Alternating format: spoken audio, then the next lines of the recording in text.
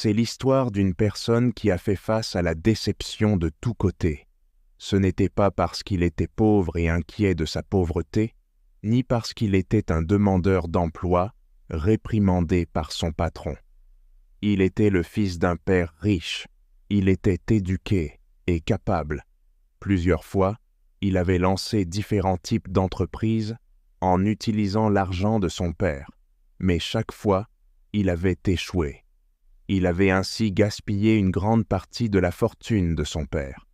Étant le fils raté d'un père à succès, il devait beaucoup entendre de lui. Il se sentait honteux à chaque fois, mais avançait avec un nouveau courage et une détermination à chaque fois. Cependant, cette fois-ci, après avoir gaspillé une grande somme d'argent, son père avait refusé de le soutenir davantage. Maintenant, il n'avait d'autre choix que d'aider dans l'entreprise de son père. Bien qu'il veuille avoir sa propre identité, il avait échoué lamentablement dans ses tentatives. Un soir triste, il était assis au bord de la rivière, profondément plongé dans ses pensées, triste et décevante. Quelqu'un posa une main sur son épaule pour attirer son attention. C'était son vieil ami avec qui il avait passé de bons moments à l'université. Un sourire apparut sur son visage et il se leva immédiatement pour le saluer chaleureusement. « Mon ami, pourquoi es-tu assis, ici seul et triste ?» demanda son ami après les salutations initiales. « Je me suis senti un peu dépassé, alors je suis venu ici.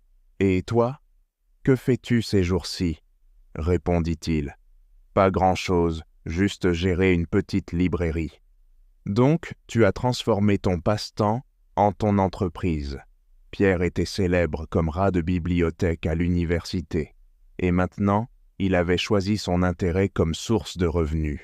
« Mon ami, le travail qui nous intéresse est celui que nous faisons avec passion. Nous y consacrons du temps, des efforts, et nous le faisons de tout cœur. Et le travail que nous faisons de tout cœur ne peut pas échouer. » C'était comme si son ami l'avait rencontré à ce moment précis, juste pour dissiper sa confusion et sa déception.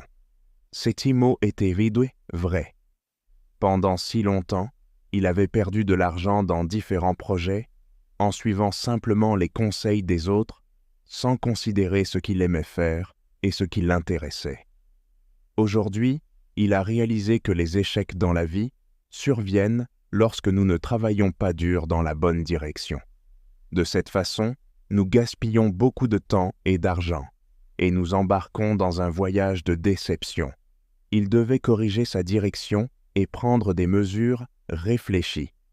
Souvenez-vous de prioriser vos goûts et vos capacités avant de commencer un travail, sinon, vos efforts pourraient être vains.